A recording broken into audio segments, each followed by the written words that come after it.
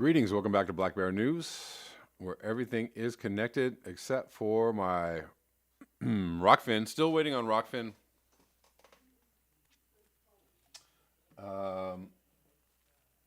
Gotta crank up.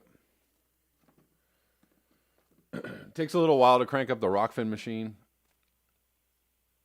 And where the heck? But how you guys doing? Good to see y'all. The early chatters are in.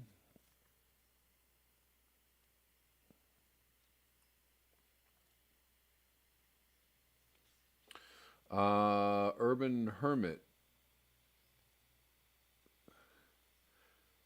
Galaxies say what? Hold on. Louis Abbott's complication with infinity and the complication with dimming. Sorry, I'm kind of just dipping into the comments without any context, and that's probably a bad thing. Oh. I see. Okay. Anyways, guys. Greetings. Glad y'all are here. Kuro, Rich, what's up? Urban Hermit, what's up?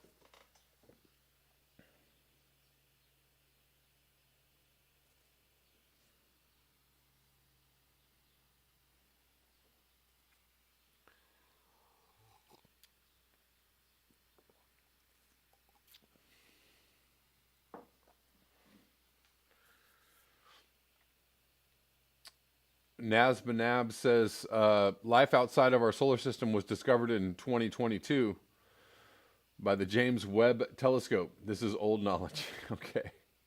I forgot that you're living in like a couple of different dimensions, Nazbanabs. You're living in the present and the future. I forgot all about that. I'll try to... I see, yes. I see. I'll have to go check that out. I have been and still am working on a project which is kind of eating up most of my bandwidth. So I've been wanting to do, there have been some political videos that I really want to cover, or some political news, but I just do not have the time. Hopefully I'll get to that today or tomorrow.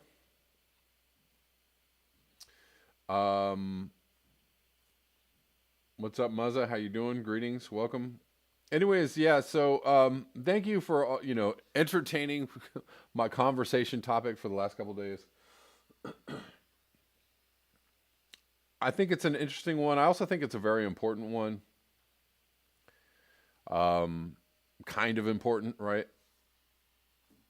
Global dimming or aerosol masking.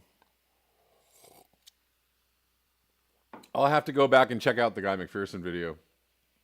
If he has, and see what he has to say about it. Yeah, it's an important issue. Like, and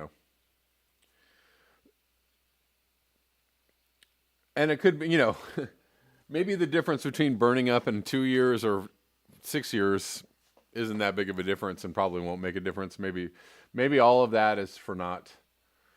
All the hemming and the hawing and the worrying and the what ifs, maybe all of it is for naught. But, if we have a little bit of extra time or a little bit of wiggle room to actually entertain solutions, and by solutions I don't mean, a Green New Deal necessarily. If we have time to entertain solutions, then why not entertain them? That's all. That is all. Brain dimming rife in politics. Indeed, Rich Diana. There is, man, forget about global dimming. It's the brain dimming we have to worry about. And I'm totally with you, Rich Diana. What about that? What about the aerosol masking in our brains? And the human mind is actually the thing that we're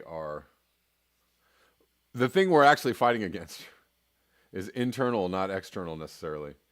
TZR Galaxy, Guy McPherson saying November 12th, That Arctic sea ice is at the level it was at the end of the melt season 2 months. What? 2 months later? I don't understand.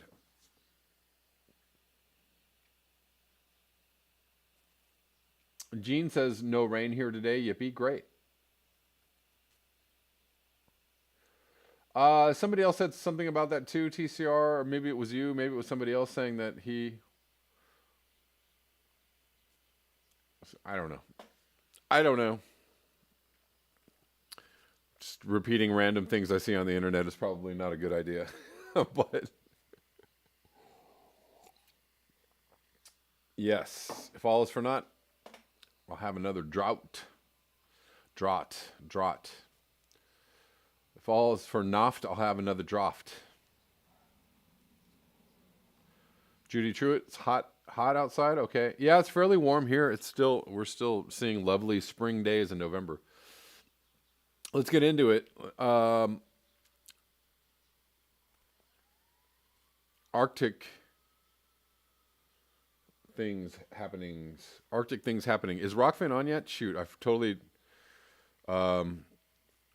I apologize. I totally forgot about Rockfin. Rockfin is now on, and we are live. We have someone hanging out with us on Rockfin. Thank you, dear viewer. I can't see your name.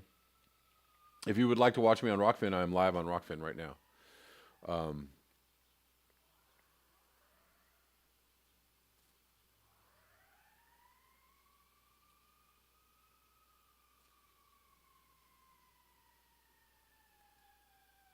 Where are we? Okay, so from TCR,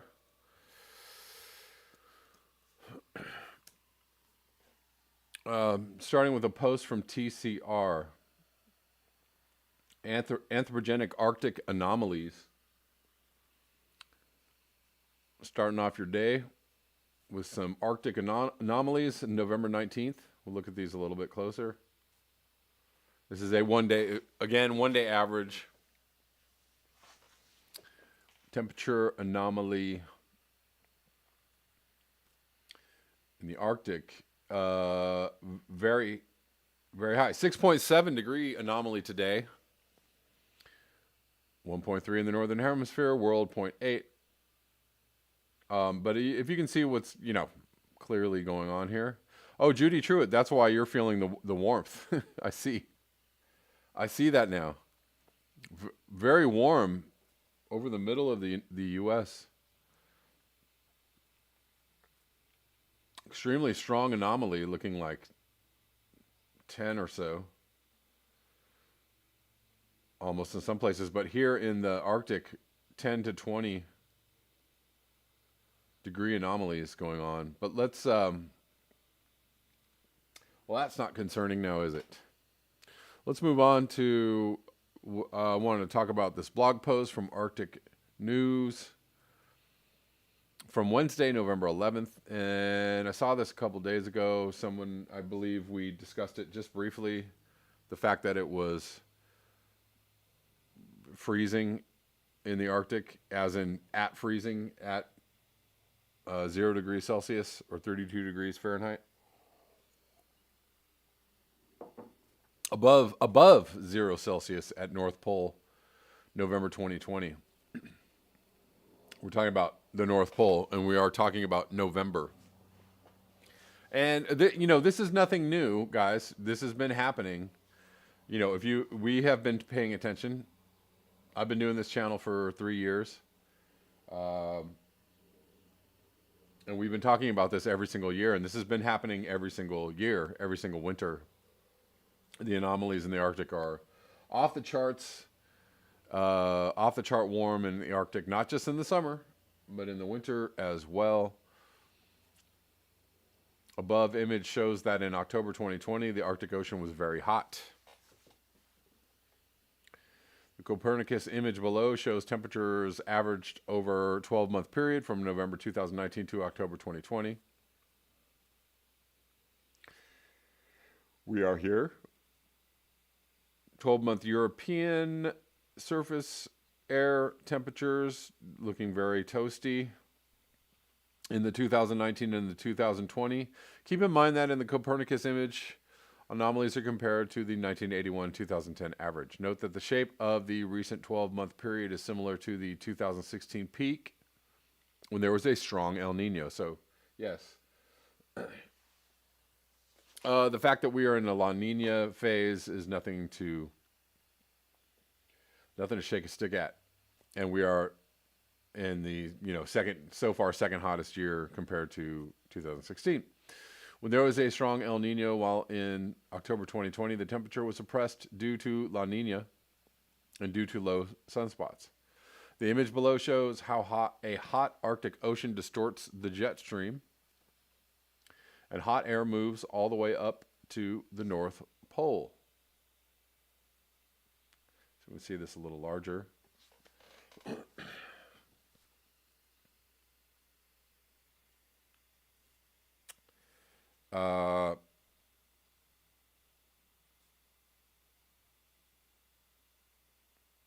Wind temperature, wind plus temperature. So yes, wind here, wind model, temperature models.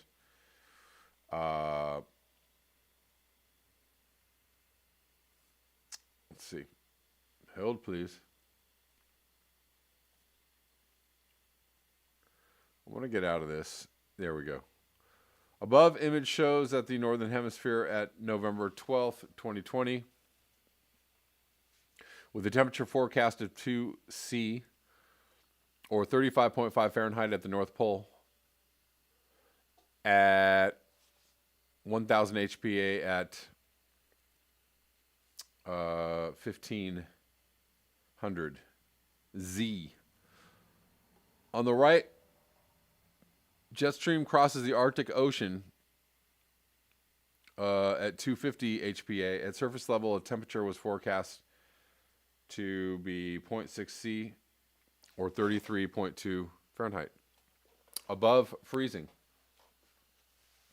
Above freezing in the Arctic.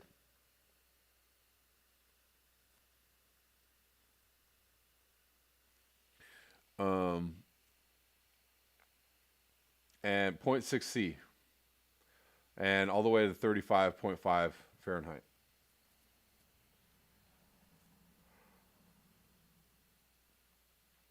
As it turned out, the highest temperature at the North Pole was 1.1 C, or 34.1 Fahrenheit on November 12th, 2020. At 1,000 HPA at 1,800 Z, as above image shows. At 1,500 Z that day, a temperature of 1.9 C or 35.3 Fahrenheit was recorded at 1,000 HPA just south of the North Pole. The image below shows temperature anomalies for November 12th, 2020, with forecasts approaching 30 C.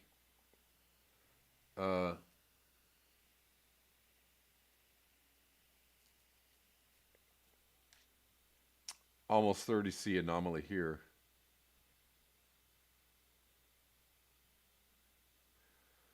Looking toasty and roasty. These high temperatures over the Arctic Ocean are caused by transfer of huge amounts of heat from the Arctic Ocean to the atmosphere, indicating severe overheating of the Arctic Ocean as a result of the ongoing movement of ocean heat at the surface of the North Atlantic to the Arctic Ocean along the Gulf Stream. As the image on the right shows, temperature anomalies above 20 C were recorded over a large part of the Arctic Ocean on November 16th, 2020.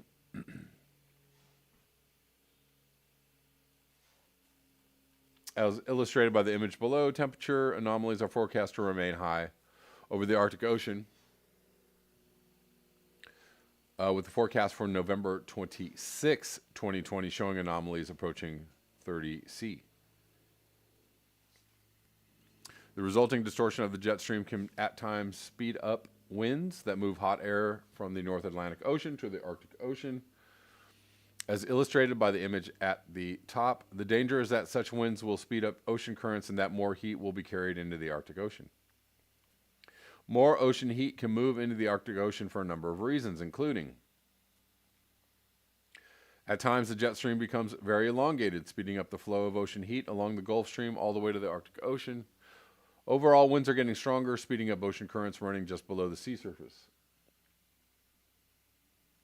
Stratification of the North Atlantic results in less heat mixing down to lower parts of the ocean, and increased evaporation and rainfall further down the path of the Gulf Stream can create a colder freshwater lid at the surface of the North Atlantic near the Arctic Ocean, sealing off transfer of heat from ocean to atmosphere and consequently moving more heat just underneath the sea surface into the Arctic Ocean.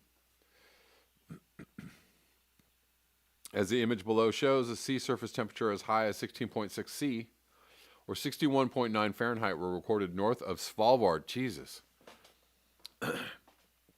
That is warm. Almost 62 degrees Fahrenheit near Svalbard on November 9th. Yeah.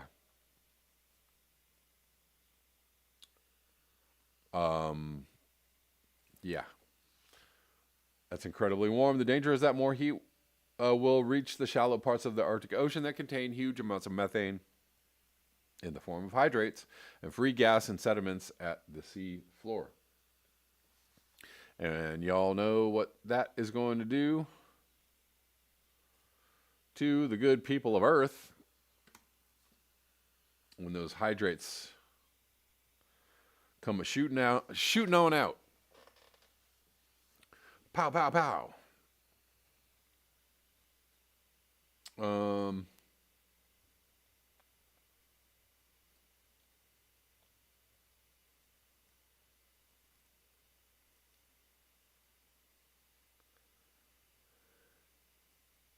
Gene says we live in the Middle Earth. Okay. The map on the screen shows the South Pole. It says human love solidarity. Say what? Oh, maybe you are. You're talking to somebody else.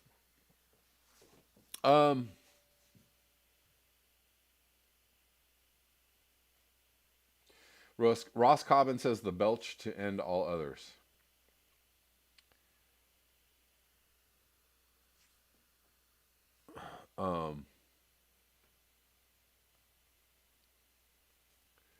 Donald McCarthy says in Ireland, the map of the universe is just a map of Ireland.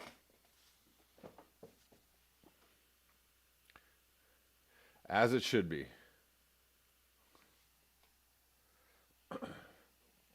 So that is the, of course the situation in the Arctic is not good.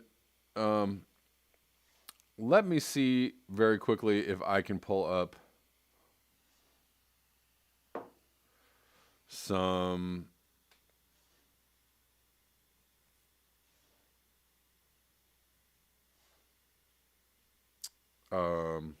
Zach Labe. If Zach has anything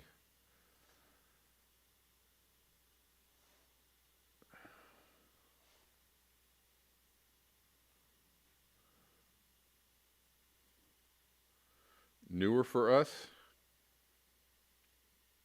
This is from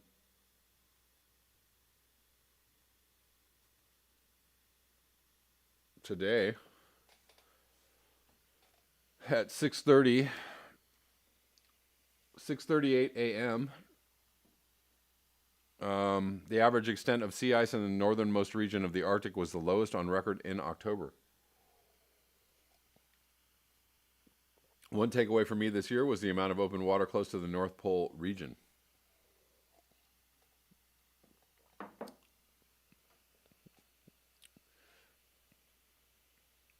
And yeah. Where are we now? Sea ice extent currently, this is from yesterday. Third lowest on record in the Barents-Kara Seas.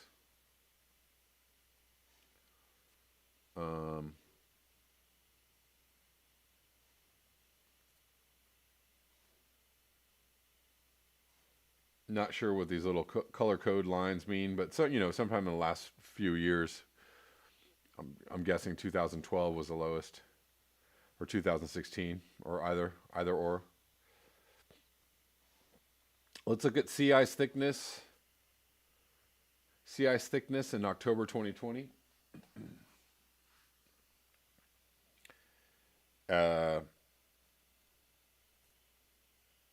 was thinner than average across the entire Arctic Ocean last month.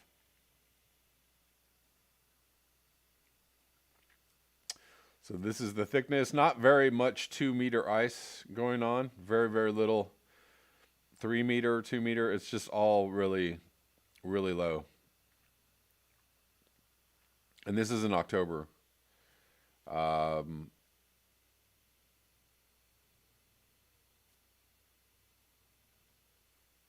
Although October being the time when the refreeze is happening, so maybe just after the lowest of the low. And let's look at temperature anomalies in Siberia over this is from yesterday, over the last 9 months.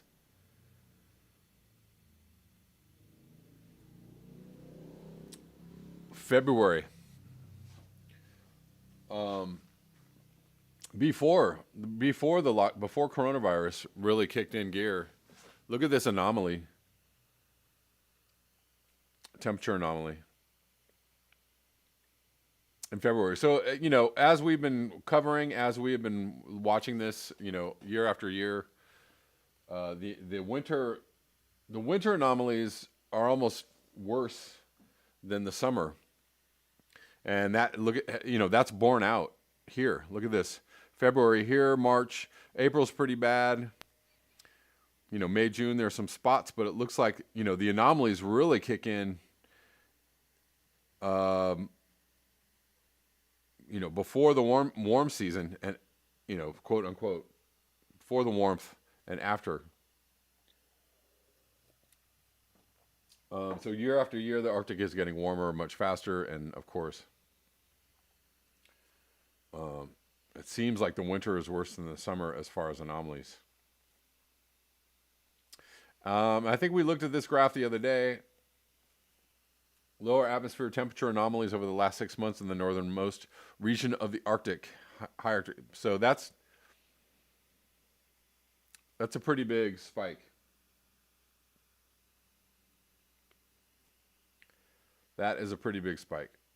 If there is any evidence or indication that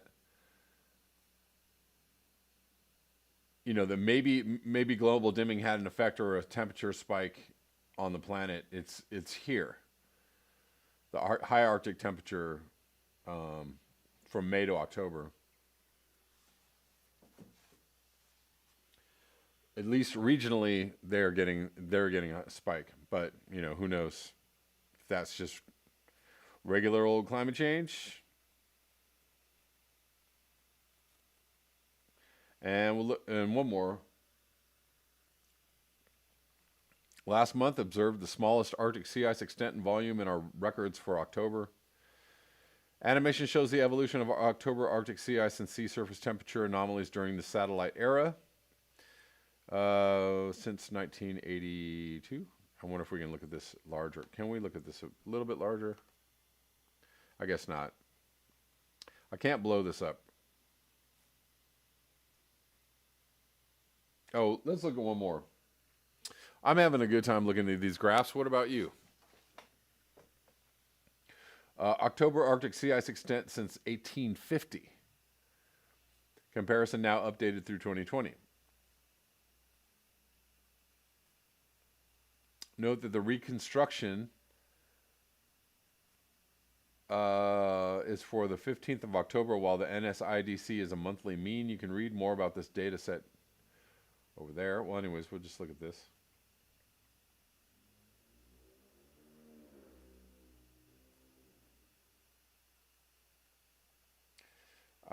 Whether it's red or whether it's blue, it's all going down, down, down, down.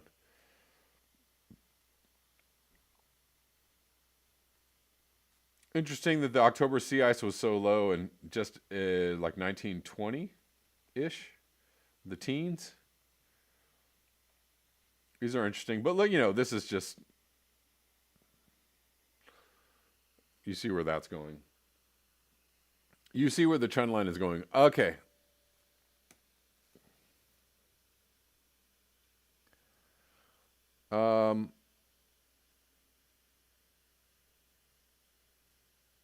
Anthony Davis, why don't they put this on the network weather report? I wonder why. The local weathermen are ignorant. Did Jin Pi Gamma said, did you already show depth thickness? We did. And it is thin. It is very thin.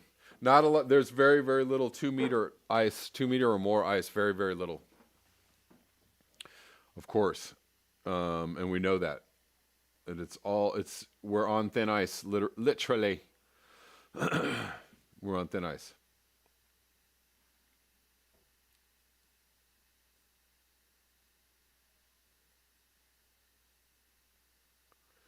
Brent McKinney, it's a black bear market for sea ice, indeed.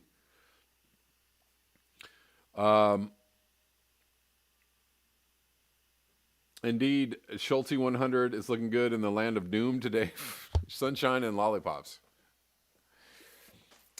I've got my I made my lollipop from Arctic sea ice. It's imported Arctic sea ice. I wanted to talk about one more thing today, guys. I don't have a lot of time. I'm trying to keep these fairly short.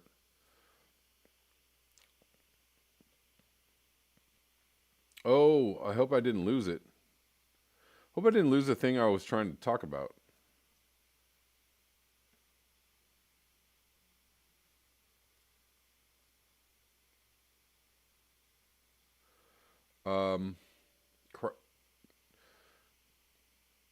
You know what? I think I did.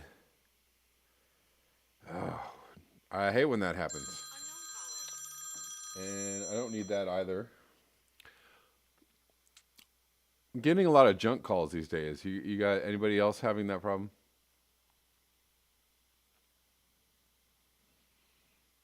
Yeah, guys, somebody tweeted me something real super interesting, and I can't find it this second. I don't want to spend a lot of time digging around for it. And I had it all lined up to talk about. And it has to do with global dimming, but global dimming over, not this year, not global dimming in context of 2020, but global dimming in the context of the last 5 years from James Hansen. But you know what I'm going to do is I'm going to try. It was very interesting stuff, is all I have to say. And it was a whole thread of things, and now I've lost it. I'm going to have to go back and dig for it, and I'll try and bring it back tomorrow. But yes, this is, I just want to kind of cover the state of the Arctic today, guys, and where it's at. And yes, we are very warm. Did we think it was going to be any different?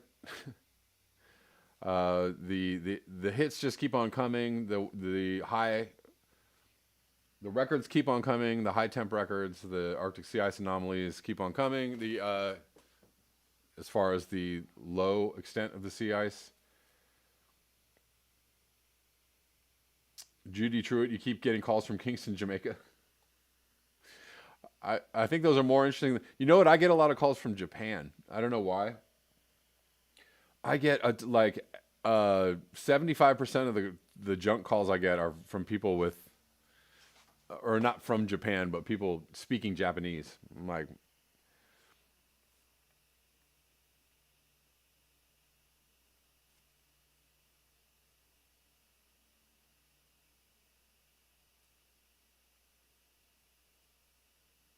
yeah. So guys, yeah, that's the state of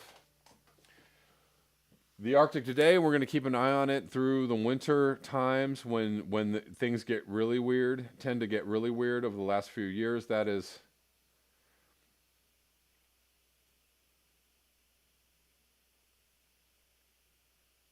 big in Japan. That's right. I'm big in Japan. That's right. Torstein.